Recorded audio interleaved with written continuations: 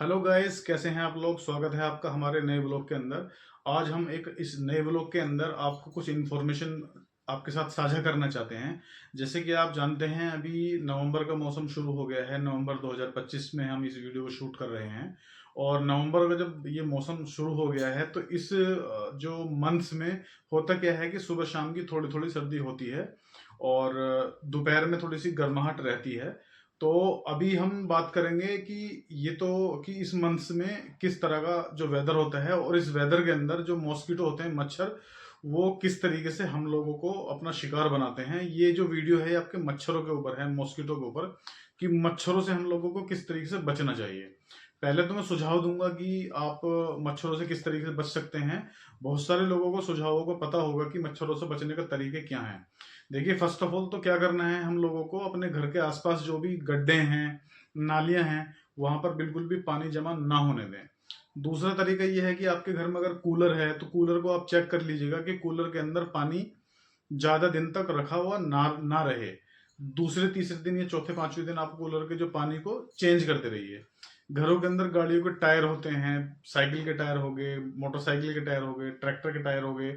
अगर किसी घर के अंदर हैं और बारिश का पानी या किसी तरीके से उसके अंदर पानी जमा हो गया है तो उस पानी को बिल्कुल भी वहां पर ना रहने दें। अपने घर के आसपास की सफाइयां रखें और जो आपकी नालियां हैं, जो आपके आसपास में नाले हैं, आप उसमें जो मच्छर भगाने की दवाएं हैं वो डाल सकते हैं, सो दैट वहां पर मच्छर प्रजनन दर को अपनी ना बढ़ाएं और मच्छर ना फैलें। ये तो थे आपके मच्छरों को थोड़ा सा रोकने के उपाय।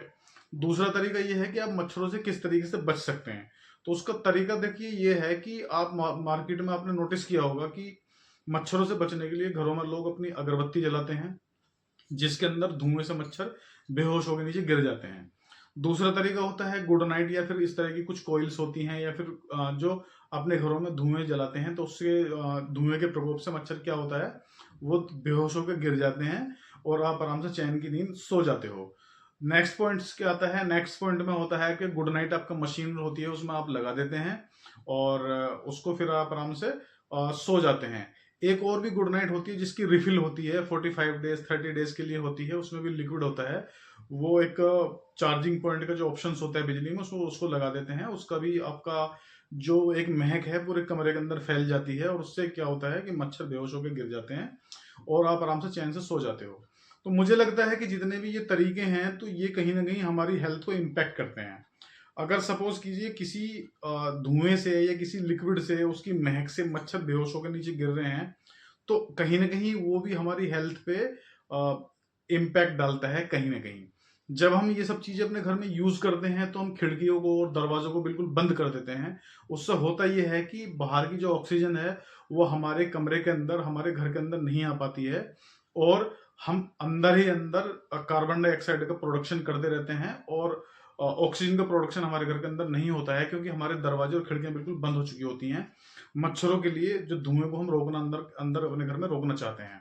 तो मुझे लगता है कि ये सारे जो यूजफुल जो तरीके हैं, इनसे हमारी हेल्थ पे बहुत ज्यादा इम्पैक्ट आता है। तो हमें लगता है कि इसके लिए आपको मच्छरदानी का उपयोग जरूर करना चाहिए। बहुत से लोग इस चीज को मुझे लगता है कि जानते हैं और जानकारी का मुझे नहीं लगता कि किसी को अभाव है, लेकिन टाइम की शॉर्टेज की वजह से या अवेलेबल वो चीज है या नहीं है उसकी वजह से, या लो क्वालिटी है मच्छरदानी की उसकी वजह से, मतलब जो भी कुछ रीजन हो सकता है हर किसी का, लेकिन कोशिश आप ये कीजिए अच्छी क्वालिटी की मच्छरदानी परचेज कीजिए और अपनी फैमिली को उसके अंदर रखिए सोते टाइम।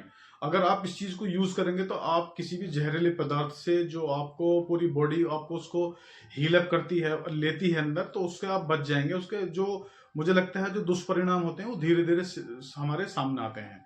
तो अगर आप मच्छरदानी अच्छी क्वालिटी का यूज करेंगे तो आपको जितने भी धुएं और ये आपका जो केमिकल टाइप के आपके जो खुशबू होती है या महक होती है, उससे आप बच जाएंगे और अच्छी जो लाइफ होती है उससे आप अच्छे से अपने आप को मेंटेन कर सकते हैं।